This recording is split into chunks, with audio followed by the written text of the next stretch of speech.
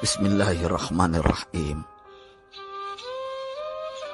Pada suatu hari Rasulullah SAW ditemui oleh malaikat Jibril. Rasul pun bertanya, "Ada apa wahai Jibril?" Jibril menjawab, "Wahai Muhammad, sesungguhnya hari ini Allah Subhanahu wa Ta'ala sedang mengobarkan nyala api neraka, dan seluruh para malaikat amat ketakutan. Mereka tidak tahu harus bagaimana. Untung aku ingat," kata Jibril, "bahwa engkau Muhammad adalah sumber cinta dan sayang Allah Subhanahu wa Ta'ala kepada alam semesta. Dengan alasan itu aku kesini, bertabaruk mengambil berkah dengan cinta Allah kepada dirimu, ya Rasulullah, ya Muhammad." Rasulullah terdiam beberapa saat, kemudian bertanya lagi, "Wahai Jibril, ceritakan padaku bagaimana neraka itu sesungguhnya." Jibril menjawab, "Wahai Muhammad, neraka itu bagaikan lubang-lubang yang terdiri dari 7 tingkat. Jarak antara satu lubang dengan yang lain ialah perjalanan 70 tahun. Lubang paling bawah adalah lubang yang paling panas." Nabi SAW meneruskan pertanyaannya, "Lalu siapakah penghuni lubang-lubang neraka itu, wahai Jibril? Sampaikan kepadaku, Jibril." Jibril menjawab, "Lubang yang paling bawah diciptakan untuk orang-orang munafik. Lubang yang berikutnya untuk penyembah berhala. Lalu untuk penyembah bintang dan matahari."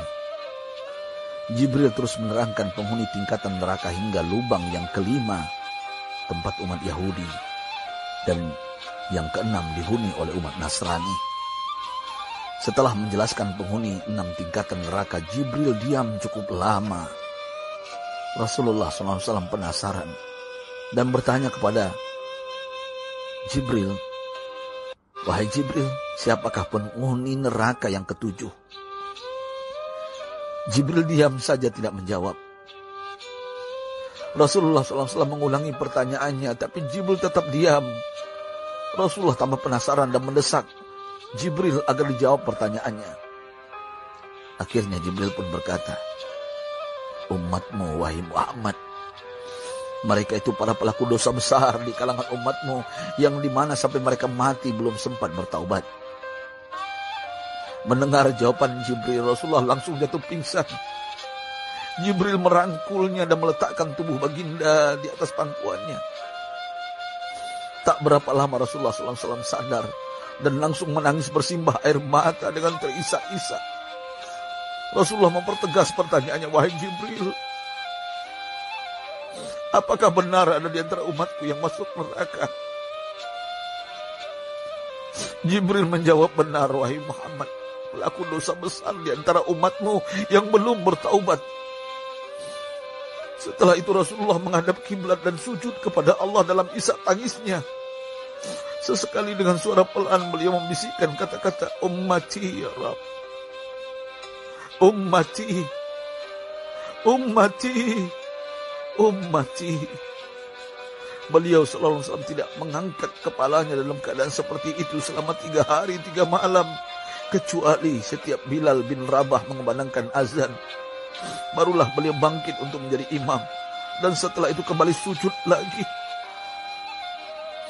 Pada hari ketiga Abu Bakar menyadari hal ini. Beliau mengetuk pintu Rasulullah dan mengucapkan salam 3 kali, namun tidak terdengar jawaban. Abu Bakar sedih dan berseru di hadapan pintu Nabi besar Muhammad SAW, "Apakah ada jalan untuk masuk ke rumahmu ya Rasulullah?" Tetap tidak ada jawaban. Di jalan Abu Bakar bertemu sahabat Umar. "Mengapa engkau menangis, wahai Abu Bakar?" kata Umar. Abu Bakar menceritakan keadaan Rasulullah SAW. Maka Umar pun melangkah menuju rumah Rasulullah dan terjadilah hal yang sama. Umar pun pulang dan menangis. Di jalan Umar bertemu sahabat Salman Al-Farisi. Dengan terisak Umar bercerita kepada Salman hingga membuat dia amat sedih, namun tidak berani mengulangi hal yang sama.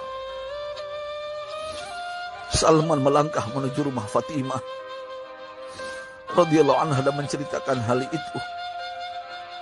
Setengah berlari Fatimah menuju rumah ayah tercinta dan mengetuk pintu sambil mengucapkan salam.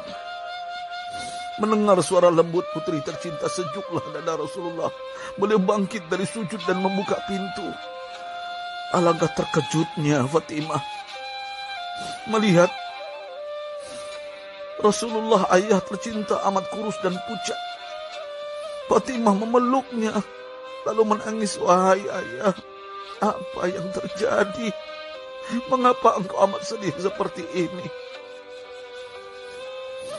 Rasulullah kembali menangis dan berkata dengan suara lirih, wahai Fatimah, belahan jiwaku, bagaimana mungkin aku tidak sedih sedangkan Jibril mengatakan akan ada kelak umatku yang akan masuk neraka.